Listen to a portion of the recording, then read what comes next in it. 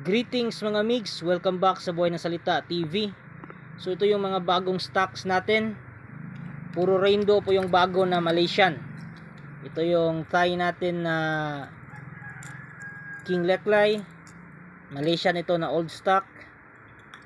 Tapos ito yung raw natin na Thai Leklai. Pasensya na, medyo maalog kasi wala akong tripod ngayon. So unahin natin to. Ito mga migs, ang ganda na pagka rainbow nito. Focus natin ha.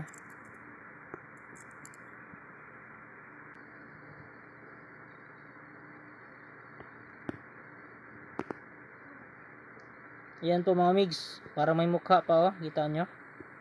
Ito may mukha oh. Yan. So napakagandang rainbow po ito. Yung majority niya is gold. Dito sa likod, ayan, klarong klaro yung pagka rainbow. Yan, sulit na sulit ito mga migs. Ito namang isa ay rainbow din. Medyo malaki nga lang siya. Nasa mga 4.5 cm by 3 cm. Yan, ito po yung likod niya. Black po. Black is for spiritual protection. At saka yung rainbow, syempre, all of the above na. So, depende na lang sa inyong manifestation. Ito yung may bibig, may mata. Yan. Sumisilip na naman. Next tayo. Next natin is ito.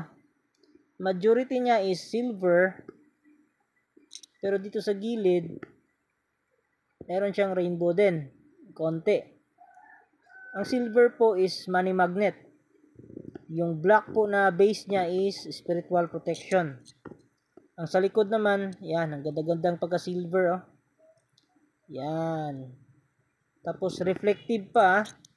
Ang reflective po ay nagsusumbalik ng mga sumpa. So, meron siyang rabuelta na natural. Ito naman is rainbow din. Yan, ganda na pagka-rainbow niya. Lalong-lalo na dito sa kabilang side. Golden rainbow. Yan. Dito, ang ganda oh. So, message na kayo mga migs sa FB page ko kung meron kayo nagustuhan dito. Saka meron pa. Ito, maganda din. Golden rainbow din ito.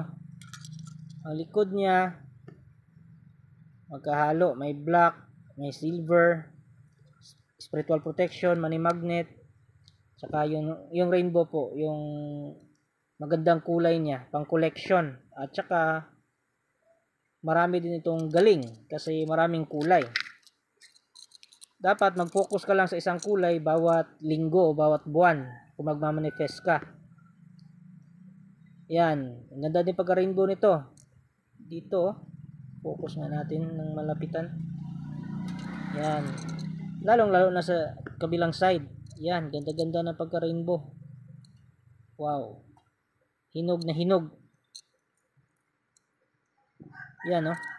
Dito rin. Reflective din ito. Reflective rainbow din ito eh. So may rabuelta din ito. So natural na rabuelta. Ito naman yung raw. Old stock to. Yan. Ito na lang yung natira sa mga raw. Sa King Leklai naman, ito na lang din yung natira. Sold na yung iba. Ubus na yon. Galing nga naubos nun. Ito naman yung old stock na Malaysian Leklai na silver. Money magnet po yung silver at saka black yung base niya. It means spiritual protection. So, hindi ito na sold out kasi may nagpa-reserve dito. Yung nakausap ko through phone. Tinext ko siya pero hindi na siya nag-reply. Hindi na nagparamdam. Nagpa-reserve siya nito. Pero sige lang. Baka mayroon siyang mas matinding pangangailangan maliban sa amulets. So, baka may emergency. So, intindihin lang natin mga migs. And aside sa ating Leklai mga migs, meron tayong bago. Ang tawag nito ay Prosperity and Wealth Takrud.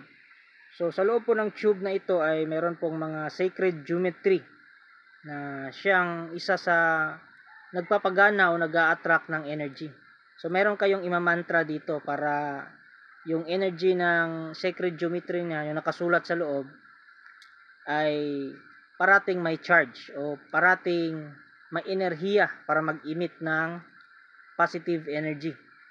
So ito po ay isang papel na pininturahan ng golden na kulay. Tapos yung pintura na ginamit nila, hindi lang basta pintura, is hinaluan nyo ng holy oil ng mga monk.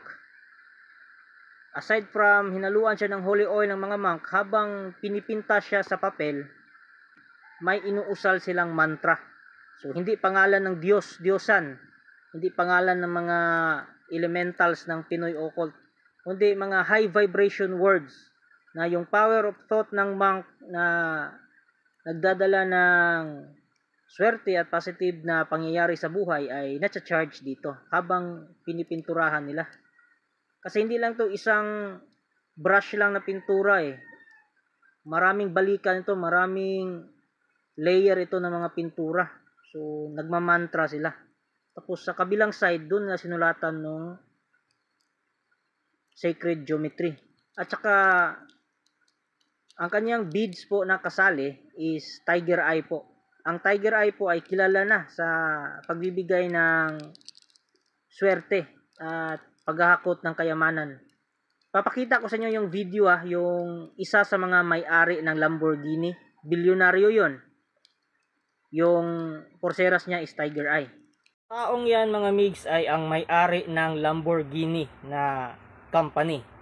Mamahaling sasakyan at bilyonaryo yan. Tignan nyo kung anong suot niyang porseras. Tiger eye yan mga migs. Katulad lang sa takrod na ito mga migs, tiger eye din ang kanyang beads. Authentic, original na tiger eye. Nag-a-attract ito ng kayamanan. So yung bilyonaryo nga, isa sa mga may-ari ng Lamborghini, nagsusuot ng tiger eye, ikaw pa kaya? Ito naman, available na uli ating Tawisuan na pendant. Ito po ay made of tablet. So yung mga herbs at mga sacred na mga stones, ginawa siyang powder at ginawang sangkap nito. At meron tayong Saint Benedict na sa loob nito ay merong gemstone. So merong fulgurite, yung ngipin ng kidlat, yung original na ngipin ng kidlat So yung mga approved ng scientist at may laboratory test. Na ibig sabihin, galing talaga sa kidlat yung gemstone na yon. At marami pang iba. Meron itong tektite sa loob na butil lang. At meron ding leklay at saka red coral. Available din nating vintage na Prasumdi. Yan. Makikita nyo, lumang-luma na. So, 1951 or 1947. I-check ko lang doon sa record ko. Basta vintage ito. Meron tong kasali na pendant niya yung stainless, meron tong kasali. Free na kung kukuha kayo nitong vintage. Yan lumang-luma na. So maraming collector na gustong makakuha nito. So mga migs, message na kayo sa aking FB page kung meron kayong nagustuhan sa ating mga bagong amulets. Yun lang po, kita kits. Until next topic. Thank you.